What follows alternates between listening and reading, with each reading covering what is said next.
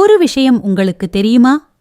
சிவபெருமான் தனது மூன்றாவது கண்ணை எப்போதும் திறந்து வைத்திருந்தால் இந்த உலகமே சில வினாடிகளில் அழிந்திருக்கும் என்று புராணங்கள் சொல்கின்றன. ஆனால் அந்த கண் வெறும் அழிவுக்கான ஆயுதமா, அல்லது மனிதர்களுக்குள் மறைந்திருக்கும் ஒரு இரகசிய சக்தியின் சின்னமா?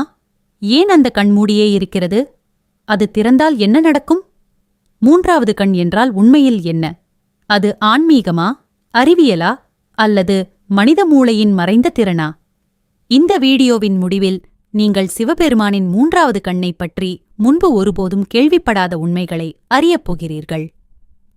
சிவபெருமானின் நெற்றியில் இருக்கும் அந்த கண் சாதாரண கண் அல்ல. இந்து ஆகமங்கள் மற்றும் யோக சாஸ்திரங்களில் அதை ஞானக்கண் என்று அழைக்கிறார்கள். 2 கண்கள் வெளி உலகத்தைப் பார்க்கும், ஆனால் மூன்றாவது கண் உள்ளுலகத்தைப் பார்க்கும். அது உண்மையை உணரும் கண், மாயையை எரிக்கும் கண். அதனால்தான் சிவன் அந்த கண்ணை எப்போதும் மூடியே வைத்திருக்கிறார். ஏனென்றால் மனிதர்கள் உண்மையை முழுமையாக பார்க்க தயாராக இல்லை. ஒரு நாள் தேவர்கள் அனைவரும் பயந்தனர். அசுரர்களை அழிக்க சிவபெருமான் குடும்ப வாழ்க்கைக்கு வரவேண்டும். ஆனால் சிவன் ஆழ்ந்த தியானத்தில் இருந்தார். அவரின் தியானத்தை கலைக்க காமதேவன் அனுப்பப்பட்டார். காமதேவன் தனது மலர் அம்பை எய்தினார். அந்த நொடியில் சிவபெருமானின் மூன்றாவது கண் திறந்தது. ஒரே ஒரு பார்வை, அடுத்த வினாடியில் காமதேவன் சாம்பலாகிவிட்டார். இந்தக் கதையை பலர் கோபம் என்று நினைக்கிறார்கள்.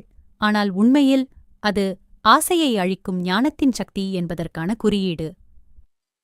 இப்போது ஒரு கேள்வி: ஏன் உலகின் பல ஆன்மீக மரபுகளிலும் நெற்றியின் நடுவே சக்தி மையம் பற்றி பேசப்படுகிறது?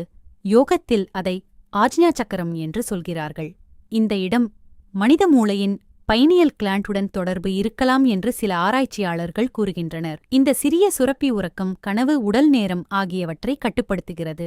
பழைய முனிவர்கள் இதையே ஆன்மீக விழிப்புணர்வின் கதவாக பார்த்தனர். அதனால்தான் மூன்றாவது கண் என்பது வெறும் புராண கதை அல்ல, மனிதனின் உள் உணர்வு திறனை குறிக்கும் சின்னமாகவும் பார்க்கப்படுகிறது. சிவன் அந்த கண் திறந்தால் அழிவு நடக்கும் என்று ஏன் கூறப்படுகிறது? ஏனென்றால் உண்மை எப்போதும் இனிமையாக இருக்காது. மூன்றாவது கண் என்பது மாயையை உடைக்கும் சக்தி. நாம் நம்பி வாழும் பொய்யான அடையாளங்கள், பயம், பேராசை அனைத்தையும் அது எரித்துவிடும். அதனால்தான் அந்த கண் எப்போதும் திறந்திருக்காது. ஞானம் தவறான கைகளில் சென்றால் அது ஆபத்தாக மாறும். பலர் நினைப்பது போல ஆன்மீகம் என்பது காடு சென்று தியானிப்பது அல்ல.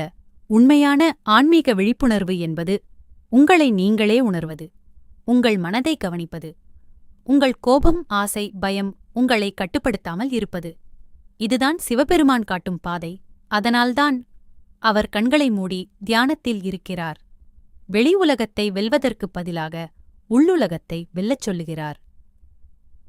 இன்று நியூரோசைன்ஸ் கூட தியானம் மனித மூளையை மாற்றுகிறது என்று கூறுகிறது. தியானம் மன அழுத்தத்தை குறைக்கிறது, கவனத்தை அதிகரிக்கிறது, உணர்ச்சி கட்டுப்பாட்டை மேம்படுத்துகிறது. பழைய யோகிகள் ஆயிரக்கணக்கான ஆண்டுகளுக்கு முன்பே இதனை அனுபவத்தின் மூலம் கண்டுபிடித்திருந்தனர். அதனால் சிவனின் மூன்றாவது கண் என்பது அறிவியலுக்கும் ஆன்மீகத்திற்கும் இடையிலான ஒரு பாலமாக இருக்கலாம். விசித்திரமாக, மூன்றாவது கண் பற்றிய கருத்து இந்து மதத்தில் மட்டுமில்லை. புத்த மதம், எகிப்திய நாகரிகம், சில மேற்கத்திய மர்ம மரபுகள் அனைத்திலும் உள்பார்வை பற்றிய சின்னங்கள் உள்ளன. ஏனென்றால் மனிதன் எப்போதும் தன்னுள் மறைந்திருக்கும் சக்தியை தேடிக்கொண்டே இருக்கிறான். இப்போது நீங்கள் புரிந்திருக்கலாம், சிவபெருமானின் மூன்றாவது கண் வெறும் அழிவுக்கான ஆயுதம் அல்ல. அது அறியாமையை எரிக்கும் தீய ஆசையை கட்டுப்படுத்தும் ஞானம், உண்மையைக் காணும் விழிப்பு. அந்த கண்மூடியே இருப்பதற்கான காரணம் உண்மையான சக்தி எப்போதும் கட்டுப்பாட்டில் இருக்க வேண்டும் என்பதற்காக. ஒரு நாள் மனிதன் தனது பயம், பேராசை, கோபம் ஆகியவற்றை வென்றுவிட்டால் அந்த நாளில் சிவபெருமானின் மூன்றாவது கண்ணின் உண்மையான அர்த்தத்தை அவன் புரிந்து கொள்வான். ஏனென்றால் மூன்றாவது கண் சிவனிடம் மட்டும் இல்லை, ஒவ்வொரு மனிதனுக்குள்ளும் அது உறங்கிக் கொண்டிருக்கிறது. இந்த வீடியோ உங்களுக்கு புதிய சிந்தனையை கொடுத்திருந்தால் லைக் செய்யுங்கள். சிவபெருமானின் மறைந்த ரகசியங்கள் பற்றி இன்னும் வீடியோக்கள் வேண்டும் என்றால் சப்ஸ்கிரைப் செய்யுங்கள். ஓம் நம சிவாய.